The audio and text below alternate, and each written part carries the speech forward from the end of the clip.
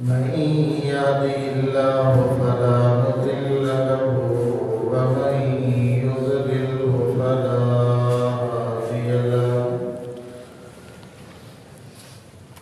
ونشهد أن لا إله إلا الله وحده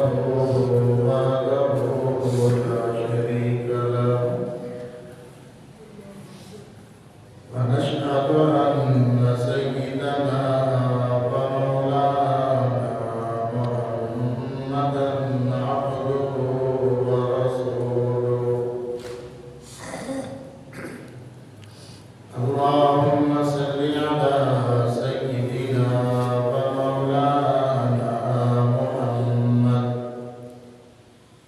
وعلى آل سيدنا ومولانا محمد وبارك وسلم يا رب صل وسلم دائما أبدا على حبيبك خير الخلق كلهم أما بعد فأعوذ بالله من الشيطان الرجيم بسم الله الرحمن الرحيم سبحان الذي أسرى بعبده ليلا من المسجد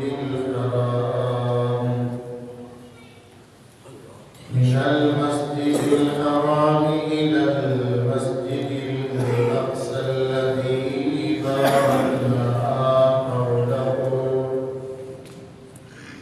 باركنا حوله لنريه من آياتنا إنه هو السميع البصير وقد قال الله تبارك وتعالى في مقام الآخر ولقد رآه نزلة أخرى عند سدرة المنتهى إنها جنة المأوى إذ يغشى السدرة ما يغشى ما زاغ البصر وما طغى لقد رأى من آيات ربه الكبرى صدق الله العظيم وصدق رسوله النبي الكريم ونحن على ذلك من الشاهدين والشاكرين والحمد لله رب العالمين معزز سامعین اللہ تعالیٰ کا بے حد احسان و کرم ہے کہ اللہ تعالیٰ نے ہم گناہگار بندوں کو اپنے مقدس دربار پہ آنے کی توفیق بخشی وعدے کہ اللہ اکرم الراحمین ہمیں بار بار اپنے گھر میں باادب طریقے سے آنے کی توفیق نصیب فرمائے۔ نبی پاک صلی اللہ علیہ وسلم نے اللہ کے دین کے لیے بڑی مشقتیں اور بڑی تکلیفیں اٹھائی ہیں۔ آپ صلی اللہ علیہ وسلم پر مکہ والوں نے طرح طرح کے مظالم کیے، صحابہ پر ظلم و ستم کیا، حتیٰ کہ ایک موقع یہاں تک آ گیا کہ مکہ والوں نے رسول پاک صلی اللہ علیہ وسلم اور تمام صحابہ سے تعلقات ختم کر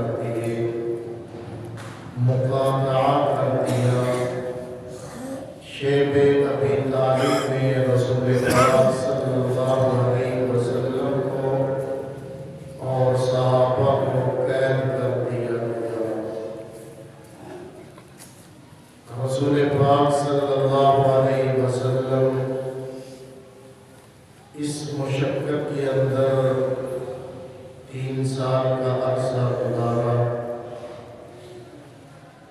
شیب ابی طالب سے نکلے تو آپ صلی اللہ علیہ وسلم کے چہیتے چاچا ابو طالب ان کا انتقال ہو گیا۔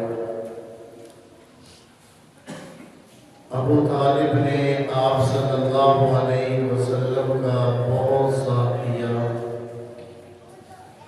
مکہ والوں کے ظلم و ستم سے بچانے میں ابو طالب نے بڑا کردار ادا کیا۔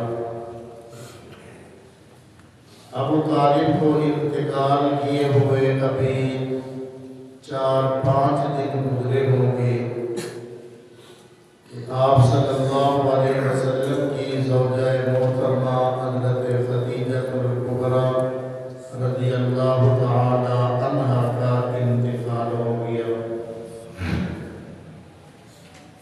پہلے شیب ابی طالب کی تکلیف ابھی ختم ہوئی، چاچا کا انتقال ہوا۔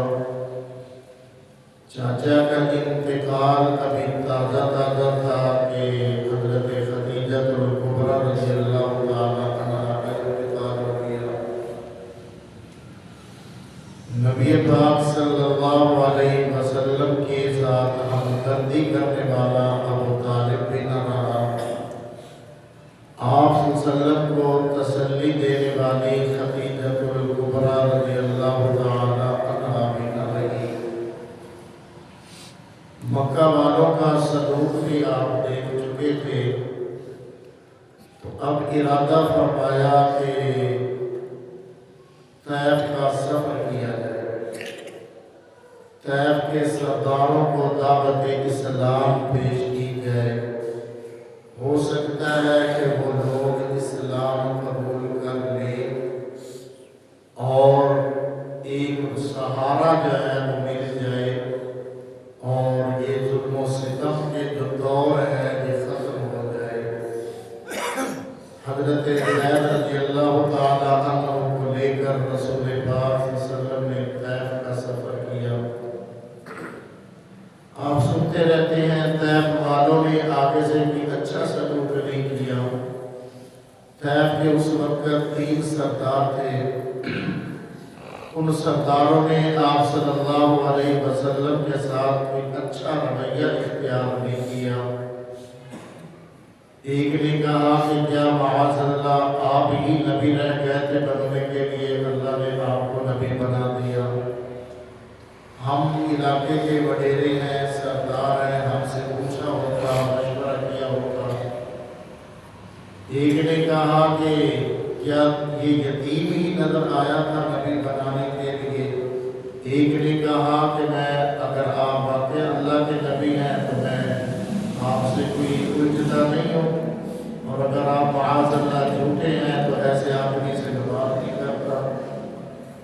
بجائے بات سننے کے رسول پاک صلی اللہ علیہ وسلم کے پیچھے لڑکوں کو لگا دیا، جنہوں نے پتھر برسائے، رسول اللہ نے تکلیفیں اٹھائی۔ ایک لمبا واقعہ ہے طائف کے سفر کا۔ اب یہ ہم چاچا کا انتقال، خدیجہ کبریٰ کا انتقال، طائف والوں کا سلوک، مکہ والوں کا سلوک، تو آپ صلی اللہ علیہ وسلم جب ہر طرح کی تکلیفیں اٹھا چکے، ذہنی طور پر بھی غم تھا، اپنوں کی جدائی کا جو فطری طور پر انسان کی طبیعت پہ اثر ہوتا ہے، وہ رسول پاک صلی اللہ علیہ وسلم پر بھی اثرات تھے۔ آپ صلی اللہ علیہ وسلم جب طائف سے واپس پلٹے تو اللہ تعالیٰ نے جبریل امین کو فرمایا کہ جاؤ، میرا محبوب بہت غم زدہ ہے، بہت تکلیفیں اٹھانی، بہت جو ہے ذلت اور رسوائی کے تمام مرحلے جو دنیا میں پیش آتے ہیں وہ گزر گئے، اب جاؤ ان کو آسمانوں پر بلا کر لاؤ، ہم ان کے تمام تر غموں کو دور کرنا چاہتے ہیں۔ اللہ تعالیٰ نے نبی پاک صلی اللہ علیہ وسلم کو بلند مرتبے عطا کرنے کا فیصلہ پہلے ہی سے فرمایا ہوا تھا۔ اللہ نے اعلان فرمایا ہوا تھا وَرَفَعْنَا لَكَ ذِكْرَكَ، اے میرے محبوب ہم آپ کا ذکر بلند و بالا کر دیں گے۔ ادھر غموں سے چور ہیں، پریشانیوں کے عالم میں مبتلا ہیں، اللہ تعالیٰ نے ان حالات میں جبریل کو بھیجا کہ جاؤ نا رسول پاک صلی اللہ علیہ وسلم کو لے کر آؤ، ہم آسمانوں کی سیر کراتے ہیں۔ حضرت جبریل علیہ السلام تشریف لاتے ہیں، آپ صلی اللہ علیہ وسلم ام ہانی کے گھر میں آرام فرما ہے۔ جس جگہ پہ آپ آرام فرما ہے اس کمرے کی چھت پھٹتی ہے، جبریل علیہ السلام اس چھت کے ذریعے رسول پاک صلی اللہ علیہ وسلم کی خدمت میں حاضر ہوتے ہیں۔ آپ صلی اللہ علیہ وسلم آرام فرما ہے، جبریل آ کر کھڑا ہو جاتا ہے۔ کیسے بیدار کروں، کیسے اٹھاؤں، کیسے اللہ کا پیغام ان تک پہنچاؤں؟ کہیں ایسا نہ ہو کہ کوئی بے ادبی نہ ہو جائے، کہیں ایسا نہ ہو رسول پاک صلی اللہ علیہ وسلم کے مرتبے اور مقام کے خلاف کوئی بات نہ ہو جائے۔ بعض خطیبانہ انداز بیان کرتے ہیں، جبریل رسول اللہ کے پاؤں کی طرف بیٹھ جاتے ہیں، آپ صلی اللہ علیہ وسلم کے پاؤں مبارک کی تلیوں کو چومنے لگ جاتے ہیں، آپ کے پاؤں مبارک کو بوسہ دیتے ہیں، آپ صلی اللہ علیہ وسلم کی آنکھ کھلتی ہے، جبریل موجود ہے، رسول پاک صلی اللہ علیہ وسلم کی نگاہ چھت کی طرف پڑتی ہے، چھت پھٹی ہوئی نظر آتی ہے۔ فرمایا اے جبریل کیسے آنا ہوا اور یہ کس طریقے سے آنا ہوا؟ عرض کیا یا رسول اللہ صلی اللہ علیہ وسلم، اللہ جل شانہ نے سلام بھیجا ہے اور اللہ جل شانہ آپ کی ملاقات کا اشتیاق رکھتے ہیں، اللہ آپ سے ملاقات کرنا چاہتے ہیں۔ اے اللہ کے پیغمبر، اللہ جل شانہ نے آپ کو عرشوں پر بلایا ہے، وہیں پر ملاقات ہوگی۔ رسول پاک صلی اللہ علیہ وسلم کو اٹھا کر جبریل حتیم میں آ جاتے ہیں، بیت اللہ میں تشریف لاتے ہیں، آپ آ کر حتیم میں پھر لیٹ جاتے ہیں۔ حضرت جبریل اور میکائیل آپ صلی اللہ علیہ وسلم کو وہاں سے پھر بیدار کرتے ہیں۔ آپ صلی اللہ علیہ وسلم بیت اللہ کے ساتھ حتیم میں لیٹے ہوئے ہیں، نیند آ جاتی ہے، ادھر جبریل کھڑا ہے، ادھر میکائیل کھڑے ہیں، آپ صلی اللہ علیہ وسلم کو پھر بیدار کیا جاتا ہے۔ جبریل ایک سواری لے کر جس کو براق کہتے ہیں وہ حاضر ہے، حرم کے بیر منتظر ہیں، یا رسول اللہ صلی اللہ علیہ وسلم براق پر سوار ہو جائیے گا، ہمارے سفر کا آغاز ہونے لگا ہے۔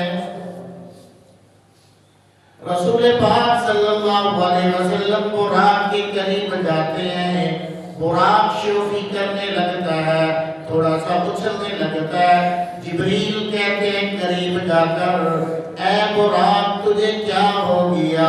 تجھے پتہ بھی ہے تیری پشت پر سوار ہونے والی کون سی ہستی ہیں؟ امام الانبیاء، خاتم الانبیاء، رسول پاک صلی اللہ علیہ وسلم، جو اللہ کے لاڈلے رسول ہیں، جن سے بہتر کائنات میں اور کوئی آیا نہیں، آج وہ دن پر سوار ہونے کا شرف بخش رہے ہیں۔ جب براق نے یہ بات سنی تو شرم کی وجہ سے اپنا سر جھکا لیا۔ رسول پاک صلی اللہ علیہ وسلم کو جبریل نے براق پر سوار کیا۔ ایک روایت میں آتا ہے کہ جبرائیل اور میکائیل ساتھ ساتھ چلے۔ ایک روایت میں آتا ہے کہ حضرت جبریل رسول پاک صلی اللہ علیہ وسلم کے پیچھے براق پر سوار ہو گئے۔ اب مسجد حرام سے رسول پاک صلی اللہ علیہ وسلم کا سفر شروع ہوتا ہے۔ اللہ جل شانہ نے 15ویں پارے کے شروع میں یہ اعلان فرما دیا، سبحان الذی اسری بعبدہ، پاک ہے خدا جو لے گئے اپنے خاص بندے کو رات کے ایک چھوٹے سے حصے میں، لیلا من المسجد الحرام الى المسجد الاقصى الذي باركنا حوله، مسجد حرام سے مسجد اقصی تک، وہ مسجد اقصی جس کے قرب و جوار میں ہم نے برکتوں کو رکھ دیا، وہ مسجد اقصی جہاں پر ہم نے اپنی برکتوں کا نزول فرما دیا، اکثر انبیاء کو وہاں پہ دفن فرما دیا۔ آپ صلی اللہ علیہ وسلم براق پر سوار ہوتے ہیں، جبریل آپ کے ساتھ ہوتے ہیں، آپ صلی اللہ علیہ وسلم مکہ مکرمہ سے نکلتے ہیں، سفر کا آغاز ہو جاتا ہے۔ ایک مقام پہ بہت زیادہ کھجوروں کے درخت نظر آتے ہیں۔ جبریل عرض کرتے ہیں، یا رسول اللہ صلی اللہ علیہ وسلم سواری کو روکیے گا، یہاں پہ اتر کر 2 رکعت نفل ادا کیجئے گا۔ رسول پاک صلی اللہ علیہ وسلم نے نفل ادا کیے، پھر فرمایا، اے اللہ کے رسول، آپ کو معلوم بھی ہے کہ آپ نے کس جگہ پہ نفل ادا کیے؟ فرمایا، یا رسول اللہ صلی اللہ علیہ وسلم، یہ یثرب ہے، مدینہ منورہ کی سرزمین ہے، جہاں پہ آپ ہجرت فرما کر تشریف لائیں گے۔ پھر رسول پاک صلی اللہ علیہ وسلم سوار ہوتے ہیں، براق لے کر آپ کو چل پڑتا ہے۔ ایک اور مقام پہ جبریل کہتے ہیں، یا رسول اللہ سواری کو روکیے گا، نیچے اتر کر 2 رکعت نفل ادا کیجئے۔ رسول پاک صلی اللہ علیہ وسلم نفل ادا کرتے ہیں، فرمایا، یا رسول اللہ یہ طور سینا ہے، یہ شجر موسیٰ ہے، یہ وہ درخت ہے جہاں پہ اللہ نے موسیٰ کلیم اللہ سے گفتگو فرمائی تھی۔ آپ اس وقت وادی سینا میں ہے، طور پہاڑ کے پاس ہے۔ آپ صلی اللہ علیہ وسلم نے نفل ادا کیے، پھر براق پہ سوار ہو جاتے ہیں۔ آگے چلے، جبریل نے عرض کیا، یا رسول اللہ صلی اللہ علیہ وسلم اتریے گا، 2 رکعت نفل یہاں بھی ادا کیجئے گا۔ یہ حضرت شعیب علیہ السلام کا مسکن مدین شہر ہے۔ پھر یہاں سے آگے روانہ ہوتے ہیں، جبریل پھر عرض کرتے ہیں، یا رسول اللہ صلی اللہ علیہ وسلم اپنی سواری کو یہاں پہ روکیے گا، یہاں پہ 2 رکعت نفل ادا کیجئے گا۔ یہ بیت اللہ ہے جہاں پہ عیسیٰ علیہ السلام پیدا ہوئے تھے۔ یوں اس طریقے سے سفر ہوتا ہے۔ رسول پاک صلی اللہ علیہ وسلم مسجد اقصی میں پہنچتے ہیں۔ جبریل آپ کی سواری کو وہاں پر ایک کڑا بنا ہوا تھا، اس میں باندھتے ہیں اور مسجد اقصی کے اندر لے کر رسول اللہ کو پہنچتے ہیں۔ یہاں تک ایک حصہ ہے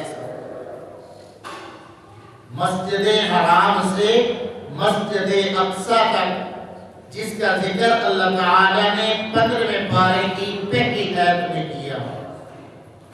جبریل رسول پاک صلی اللہ علیہ وسلم کو مسجد اقصی میں پہنچتے ہیں، اللہ فرماتے ہیں اے میرے پیغمبر ہم نے مسجد اقصی پہنچا دیا، لِنُرِيَهُ مِنْ آیَاتِنَا، تاکہ ہم آپ کو اپنی قدرت کی نشانیاں دکھلائیں، تاکہ آپ کو ہم عجائبات دکھلائیں، تاکہ اس سفر کے اندر آپ پر بہت سی چیزیں واضح اور منکشف کر دیں۔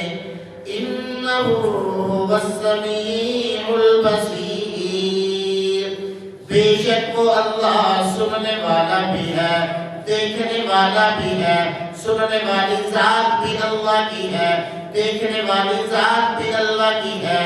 رسول پاک صلی اللہ علیہ وسلم مسجد اقصی میں پہنچ جاتے ہیں۔ اب آپ صلی اللہ علیہ وسلم وہاں پر تمام کے تمام انبیاء جمع ہیں، ان کی امامت کرواتے ہیں۔ ادھر جبریل آپ کا ہاتھ پکڑ کر مصلی امامت پہ کھڑا کر دیتے ہیں، تمام کے تمام منتظر ہیں آج امامت کا چرن کس کو ملتا ہے۔ آدم صفی اللہ منتظر ہیں، ابراہیم خلیل اللہ منتظر ہیں، نوح نجی اللہ منتظر ہیں، ابراہیم خلیل اللہ منتظر ہیں، اسماعیل ذبیح اللہ منتظر ہیں، موسیٰ کلیم اللہ منتظر ہیں، عیسیٰ روح اللہ منتظر ہیں۔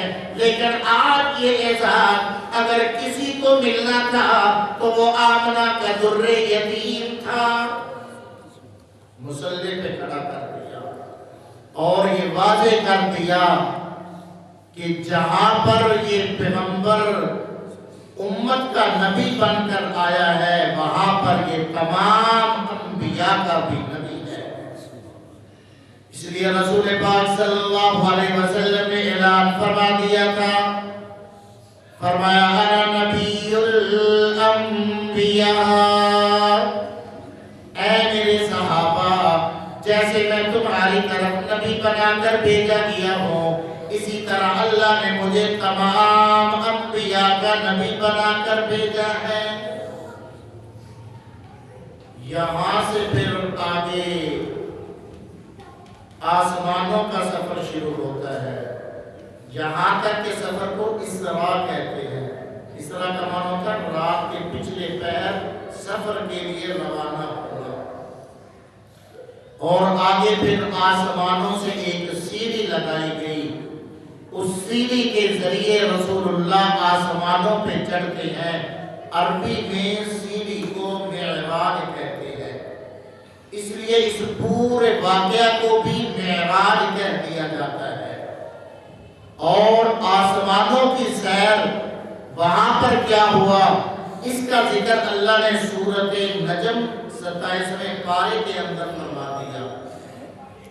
رسول پاک صلی اللہ علیہ وسلم پہلے آسمان پر تشریف لے جاتے ہیں، اللہ کے فرشتے کہتے ہیں، جبریل جا کر دستک دیتے ہیں، پوچھا گیا کون؟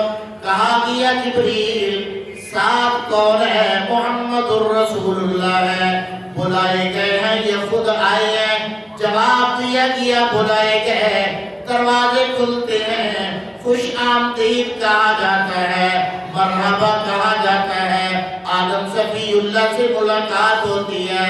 دوسرے آسمان پر بھی یہی معاملہ، تیسرے آسمان پر بھی یہی معاملہ، تمام آسمانوں کی سیر کرتے ہوئے رسول پاک صلی اللہ علیہ وسلم سدرۃ المنتہا پہ پہنچ جاتے ہیں۔ یہاں سے آگے عرش معلیٰ کی طرف کا سفر ہے۔ جبریل عرض کرتے ہیں، دست بستہ کھڑے ہو گئے، اللہ کے رسول میری پہنچ یہاں تک ہے، اس سے آگے میں جا نہیں سکتا، اس سے آگے ایک قدم بڑھاتا ہوں میں جل جاؤں گا، میرے پر جل جائیں گے۔ یا رسول اللہ صلی اللہ علیہ وسلم یہاں سے آگے آپ نے اکیلے سفر کرنا ہوگا۔ اب سدرۃ المنتہا پر منظر کچھ اور تھا۔ ادھر جب رسول پاک صلی اللہ علیہ وسلم نے وہاں کے لیے تشریف لانے لگے، اللہ کے فرشتوں نے بارگاہ خداوندی میں درخواست پیش کر دی، یا الہ العالمین، ہم بھی رسول اللہ کی زیارت کرنا چاہتے ہیں، یا الہ العالمین، ہم بھی آپ کے محبوب کا دیدار کرنا چاہتے ہیں۔ اللہ نے فرما دیا، اے میرے فرشتوں، سدرۃ المنتہا پہ جمع ہو جانا، میرا محبوب آئے گا، میرا پیغمبر آئے گا، وہاں پہ ان کی تم زیارت کر لینا۔ تو یہاں پہ اللہ کے تمام فرشتے موجود تھے، رسول پاک صلی اللہ علیہ وسلم کی زیارت سے مشرف ہوئے، یہ اعزاز فرشتوں کو نصیب ہوا، انہوں نے رسول اللہ کی زیارت کی۔ یہاں سے آگے رسول اللہ کے سفر کا آغاز ہوتا ہے عرش معلی کی طرف۔ اب آپ صلی اللہ علیہ وسلم جب سدرۃ المنتہا سے آگے چلے اکیلے، اب آپ صلی اللہ علیہ وسلم کی تسلی کے لیے، آپ صلی اللہ علیہ وسلم کی دل جوئی کے لیے، جس نے تمام کر زندگی بچپن سے لے کر نبوت تک، نبوت سے لے کر معراج تک رسول اللہ کا ساتھ دیا، دن اور رات رسول اللہ کے ساتھ رہے، حضرت صدیق اکبر رضی اللہ تعالی عنہ کی آواز رسول اللہ کے کانوں میں گونجتی ہے۔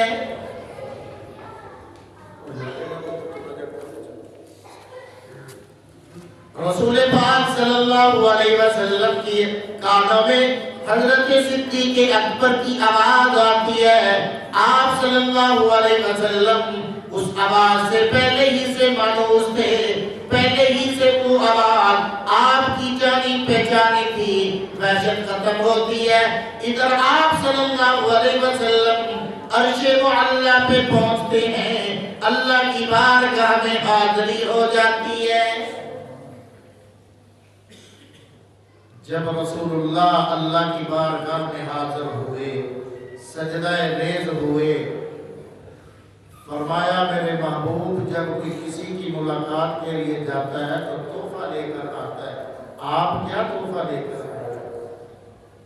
اللہ کی بارگاہ میں اللہ کی شیان شان عرض کیا، التحیات للہ والصلوات والطیبات، یا الہ العالمین، یہ پاکیزہ کلمات میں آپ کی حمد و ثنا کرتے ہوئے آپ کی بارگاہ میں بطور تحفہ کے پیش کرتا ہوں۔ اللہ جل شانہ نے فرمایا، اے میرے محبوب، مجھ خدا کی طرف سے بھی تحفہ قبول کیجئے۔ السلام علیکہ ایھا النبی ورحمۃ اللہ وبرکاتہ۔ اے میرے پیغمبر، میں نے برکتیں، میں نے رحمتیں، میں نے سلامتیں تمام کی تمام آپ کے لیے وقف کر دی۔ السلام علیکہ ایھا النبی، اے میرے پیغمبر، تجھ پر سلامتی ہو، تجھ پہ رحمت ہو، تجھ پہ برکتیں ہو۔ رسول اللہ نے پھر عرض کر دیا، السلام علینا وعلی عباد اللہ الصالحین، اے اللہ ہم پر بھی سلامتی ہو، آپ کے نیک اور برگزیدہ بندوں پر بھی ہو۔ اللہ جل شانہ نے رسول اللہ کو ایک یہ تحفہ دیا، ایک یہ اعزاز بخشا، ایک یہ انعام دے دیا۔ اللہ کا قرآن بول کر کہتا ہے، وَلَقَدْ رَآهُ نَزْلَةً أُخْرَىٰ عِندَ سِدْرَةِ الْمُنتَهَىٰ عِندَهَا جَنَّةُ الْمَأْوَىٰ۔ اللہ کا انتہائی اللہ نے رسول اللہ، اب دیکھیے گا یہاں پر اپنے پیغمبر کا مرتبہ اور مقام سمجھیے اور امت کے ساتھ تعلق کو سمجھیے گا۔ عرض کیا یا الہ العالمین، یہ تحفہ، یہ اعزاز، یہ سلامتیاں، یہ رحمتیں، یہ برکتیں آپ نے مجھے عطا کر دی، میری امت کے لیے کیا تحفہ ہے؟ جب کوئی آدمی اپنے محبوب کے پاس بیٹھا ہو، انتہائی محبت کرنے والی بڑی ہستی کی خدمت میں ہو، تو آدمی کسی کا فون سننا بھی گوارا نہیں کرتا، کسی کی طرف توجہ کرنا بھی گوارا نہیں کرتا۔ قربان جائیں رسول اللہ کی عظمت پر، آپ انتہائی قرب کے مقام پر ہیں۔ ثم دنا فتدلی فکان قاب قوسین او ادنی، اتنا قرب ملنا، اس کے باوجود رسول اللہ نے اپنی امت کو نہیں بلایا۔ عرض کیا یا الہ العالمین، میری امت کو کیا تحفہ دیں گے؟ ارشاد خدا بندی ہوا ہے میرے محبوب، جاؤ اپنی امت کے لیے نمازوں کا تحفہ لے کر جاؤ۔ آپ کو میرا قرب ملا عرش معلی پر، آپ کو میرا قرب ملا آسمانوں پہ آ کر، اے میرے پیغمبر جاؤ اپنی امت کو یہ تحفہ دے دو، نمازیں زمین پر پڑھیں گے، مجھ خدا کا قرب ان کو نصیب ہو جائے گا۔ یہ سر سجدہ میں رکھیں گے، میری تسبیحات کو بیان کریں گے، میری پاکی کو بیان کریں گے، میری حمد و ثنا کو بیان کریں گے، میری بڑائی کو بیان کریں گے، میں خدا ان کو اپنا قرب عطا کر دوں گا۔ آؤ نا میرے بھائی، آج ہم نے معراج کا تحفہ نظر انداز کر دیا، آج ہمیں معراج کا واقعہ تو یاد رہا، آج یہ تو پوچھا جاتا ہے کہ شب معراج کا روزہ رکھیں کہ نہ رکھیں، آج یہ تو پوچھا جاتا ہے کہ شب معراج کی کوئی خاص عبادت ہو، میاں نماز سے بڑھ کر اور کون سی عبادت ہوگی؟ نمازوں کی پابندی کرنے کو تیار نہیں اور نوافل کے پیچھے پڑے ہوئے ہیں۔ شب معراج کی نہ کوئی خاص عبادت ہے، نہ کوئی اس کا روزہ ہے، اور اس کی فکر لگی ہوئی ہے کہ آج رات عبادت کر لے۔ جو تحفہ رسول اللہ معراج سے لے کر آئے تھے، اس تحفے کو قبول کرنے کو ہم تیار نہیں ہیں۔ اگر واقعہ معراج سے آپ کچھ لینا چاہتے ہیں، اگر واقعتاً آپ عبادت کرنا چاہتے ہیں، تو آپ 2 رکعت صلاۃ التوبہ پڑھ کر پچھلے کھاتے کو صاف کراتے ہوئے آئندہ کے لیے عزم کیجئے کہ اے میرے اللہ، جو آپ نے تحفہ ہمارے لیے معراج کی رات بھیجا تھا، ہم اس تحفے کو قبول کرتے ہیں اور تا دم آخر اس تحفے کو اپنے سینے سے لگائے رکھتے ہیں۔ تو کیا خیال ہے جی؟ معراج کا تحفہ قبول کرنا چاہیے کہ نہیں؟ ڈھیلے ڈھیلے بول دے پہنے کرنا چاہیے۔ اچھا عورتوں نے ہاں ایک اور گل ہے، منت منن گیا کہ روزے دی، نمازاں دی بھی منن گیا، کوئی بھی نظر منن گیا، روزے بھی منن گیا، نمازاں لے نہیں آن گیا۔ خواتین کو کہو نمازوں کا اہتمام کریں، فرائض کا اہتمام کریں، سجدوں سے اللہ کی زمین کو آباد کریں، آنسوؤں کے ذریعے اپنے گناہوں کو ختم کرائیں۔ یہ معراج کا تحفہ ہے جو رسول اللہ لے کر آئے تھے، آج ہم نے اس تحفے کا کیا اثر کر دیا۔ اللہ نے فرما دیا تھا میرے پیغمبر آپ کی امت نماز پڑھے گی، میں خدا ان کو اپنا قرب عطا کروں گا۔ میاں ہم اللہ کا قرب کہاں پہ ڈھونڈ رہے ہیں؟ کن چیزوں میں اللہ کو تلاش کر رہے ہیں؟ رسول اللہ جب واپس تشریف لائے، صحابہ کو جب یہ سنایا تو صحابہ فرماتے ہیں ہم پر خوشی کا وہ اثر ہوا کہ اس سے پہلے جس قدر ہمیں کبھی خوشی نہیں ہوئی تھی کہ اللہ سے مانگنے کا ذریعہ مل گیا، اللہ کے قرب کا ذریعہ مل گیا، اللہ سے لینے کا طریقہ مل گیا، اللہ کے قریب ہونے کا موقع مل گیا۔ میاں آؤ اس نماز کا اہتمام کیجیے۔ اس کے علاوہ واقعہ معراج میں جو رسول اللہ پر اللہ نے عجائبات منکشف کیے تھے، ان گناہوں سے بچنے کا اہتمام کیجیے۔ تفصیل کا وقت نہیں، بس میں صرف ان کے نام بتا دیتا ہوں۔ رسول پاک صلی اللہ علیہ وسلم کو یہ دکھایا گیا، آپ صلی اللہ علیہ وسلم کا گزر ہوتا ہے، ایک بڑھیا نظر آتی ہے، آپ کو بلاتی ہے۔ جبریل نے کہا توجہ نہیں کرنی، آگے چلیے۔ پھر ایک بوڑھا نظر آیا، جبریل نے کہا توجہ نہیں کرنی، آگے چلیے۔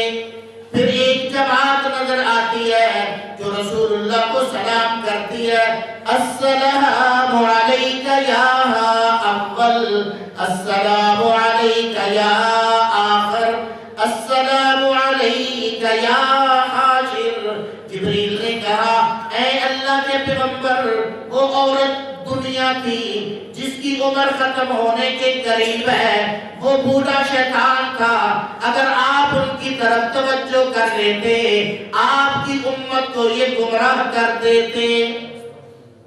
یہ گروہ، یہ جماعت جنہوں نے آپ کو سلام کیا، اے اللہ کے رسول صلی اللہ علیہ وسلم، یہ ابراہیم خلیل اللہ، موسیٰ کلیم اللہ، عیسیٰ روح اللہ تھے جو آپ کو سلام پیش کر رہے تھے۔ رسول اللہ صلی اللہ علیہ وسلم آگے چلتے ہیں، ایک منظر دکھایا جاتا ہے، آپ صلی اللہ علیہ وسلم دیکھتے ہیں کہ کچھ لوگ ایسے ہیں جو اپنے چہروں کو ناخنوں سے یوں جو ہے وہ تراش رہے ہیں، اپنے سینوں کو نوچ رہے ہیں۔ جبریل نے آپ فرما دیا اے اللہ کے رسول، یہ وہ لوگ ہیں جو آدمیوں کا گوشت کھاتے ہیں، لوگوں کی غیبتیں کرتے ہیں، لوگوں پر بہتان تراشی کرتے رہتے ہیں۔ آپ صلی اللہ علیہ وسلم کو اللہ نے ان کا یہ انجام دکھا دیا۔ غیبت کرنے والے اپنے ناخنوں سے اپنے چہرے کا گوشت نوچ رہے ہیں، اپنے سینے کو نوچ رہے ہیں، یہ وہ لوگ ہیں جو اپنی محفلیں گرم کرنے کے لیے اوروں کی غیبتوں میں لگے رہتے ہیں۔ پھر ایک آگے گزر ہوا، ایک جگہ پر آپ صلی اللہ علیہ وسلم کا گزر ہوتا ہے، جن کے سر پتھروں سے کچلے جا رہے ہیں۔ آپ صلی اللہ علیہ وسلم کو بتایا گیا کہ یا رسول اللہ، یہ وہ لوگ ہیں جو فرض نمازوں کے اندر سستی کریں گے، جو تحفہ آپ لے کر معراج کا جا رہے ہیں، اس کے اندر جو سستی کرنے والے ہوں گے ان کا انجام یہ ہوگا۔ پھر ایک اور قوم پہ گزر ہوا جو اپنی شرمگاہوں پر چیتڑے لپیٹ رہی ہیں، بتایا گیا کہ یہ وہ لوگ ہیں جو آپ کی امت کے زناکار ہوں گے۔ پھر ان لوگوں پر بھی آپ کو دکھایا گیا منظر، جو زکوٰۃ نہیں دیتے ان کا منظر بھی دکھایا گیا، میاں سود خوروں کا منظر دکھایا گیا، زناکاروں کا منظر دکھایا گیا۔ آؤ اگر واقعہ معراج کو حاصل کرنا ہے، اس کی خاص عبادت یہی ہے کہ ان گناہوں سے اپنے آپ کو بچاؤ، شراب سے بچاؤ، سود سے بچاؤ، زناکاری سے بچاؤ، غیبت سے بچاؤ، نمازوں کی پابندی کرو۔ اگر آپ نے ان باتوں پہ عمل کر لیا تو معراج کی رات کی عبادت پہ عمل کر لیا۔ اللہ ہمیں سمجھنے کی، عمل کی توفیق نصیب فرمائے۔ وآخر دعوانا الحمدللہ رب العالمین۔